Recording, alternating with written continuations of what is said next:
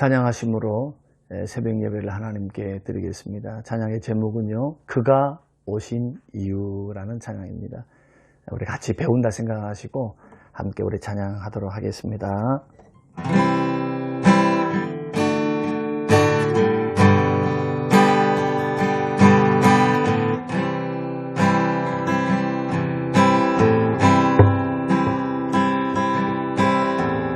이 세상 가장 아름다운 순종의 눈물, 온 세상 다시 빛나게 한 생명의 눈물, 그가 이 땅에 오신 이유, 죽어야 살게 되고 져야만 승리하는 놀랍고 영원한 비밀, 지으신 그대로 회복시킨 우리의 창조주 그리스도, 십자가의 길로 아버지 뜻 이루셨네. 그가 이 땅에 오신 이유, 이제 우리에게 맡겨진 그 소망, 그 사랑, 그 생명, 아름답고 눈부신 십자가의 길, 우리가 이 땅에 살아갈 이유. 다시 한번 드리겠습니다. 이 세상에 가장 아름다운, 이 세상 가장 아름다운 순종의 눈물, 온 세상 다시 빛나게 한 생명의 눈물, 그가 이 땅에 오신 이유, 죽어야 살게 되고 져야만 승리하는 놀랍고 영원한 신비, 지으신 그대로 회복시킨 우리의 창조주 그리스도, 십자가의 길로 아버지 뜻 이루셨네. 그가 이 땅에 오신 이유, 이제 우리에게 맡겨진 그 소망, 그 사랑, 그 생명, 아름답고 눈부신 십자가의 길, 우리가 이 땅에 살아갈 이유.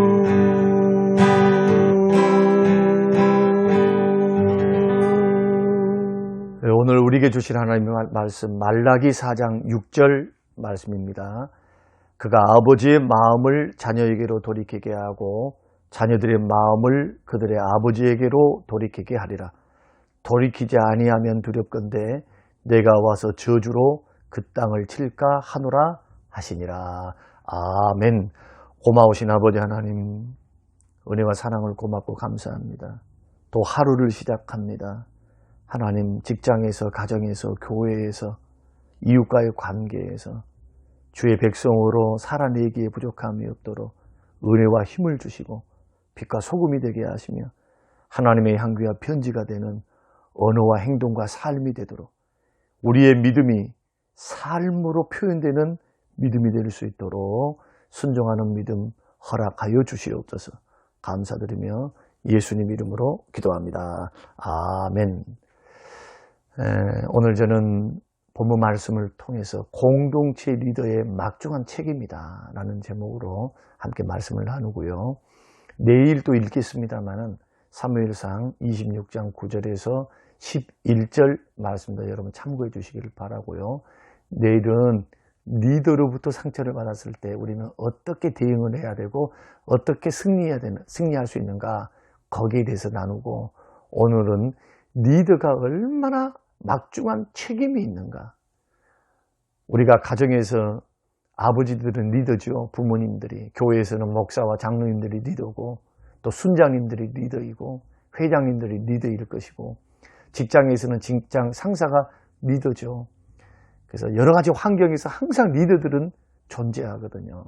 그 리더들에게는 책임이 막중하다. 특히 예수 믿는 믿음의 리더들은 세상의 리더들과 다른 방법으로 우리는 사람을 섬기고 공동체를 섬겨야 될 그러한 사명을 부여받았습니다. 그래서 리더가 바르게 서야만 그 공동체가 살아납니다. 자, 리더가 모임에 중요한 이유가 뭡니까? 그 모임의 중심을 잡아주죠.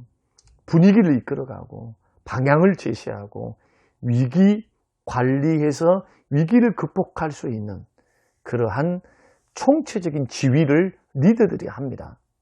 그런데 때로는 준비되지 않는 성숙하지 못한 리더들 때문에 많은 구성원들, 그 리더 밑에 있는 많은 사람들이 고통을 받습니다.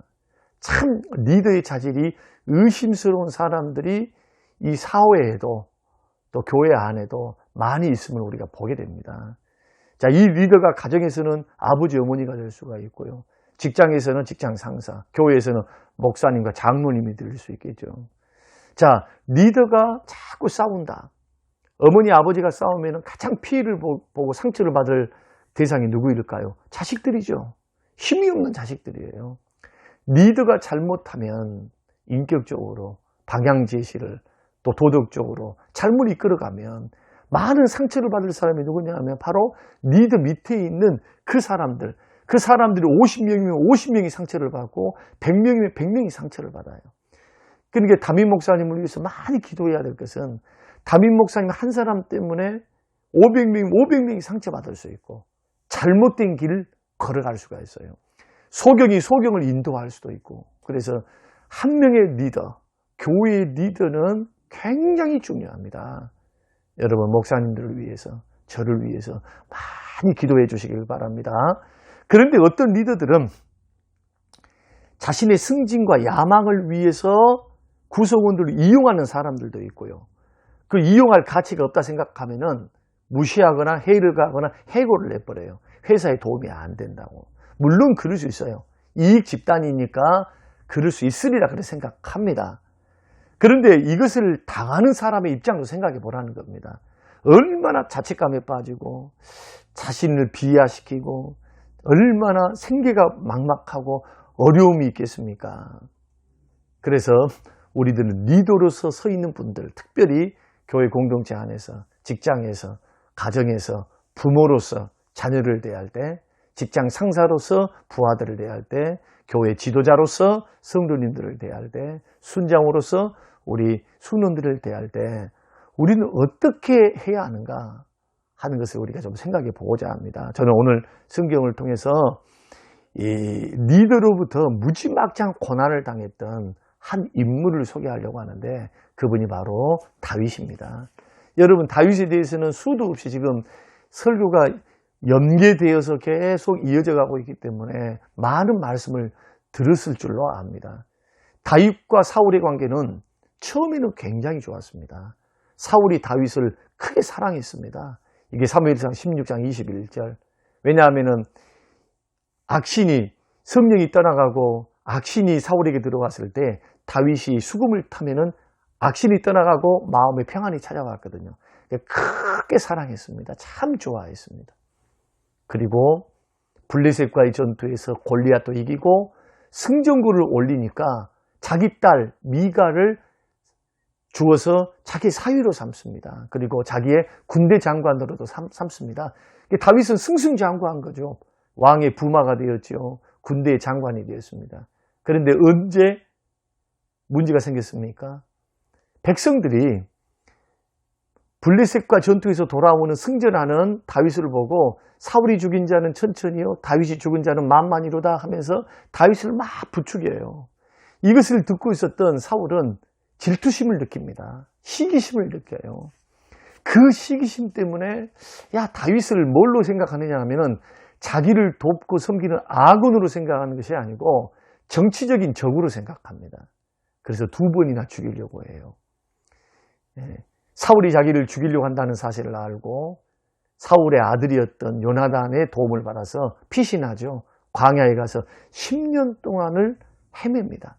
그리고 사울은 3,000명의 정예부대를 보내서 추격해서 다윗이 있는 곳에 스파이를 심어놓고 소문이 들리면 언제든지 출정을 해요. 자기도 갑니다.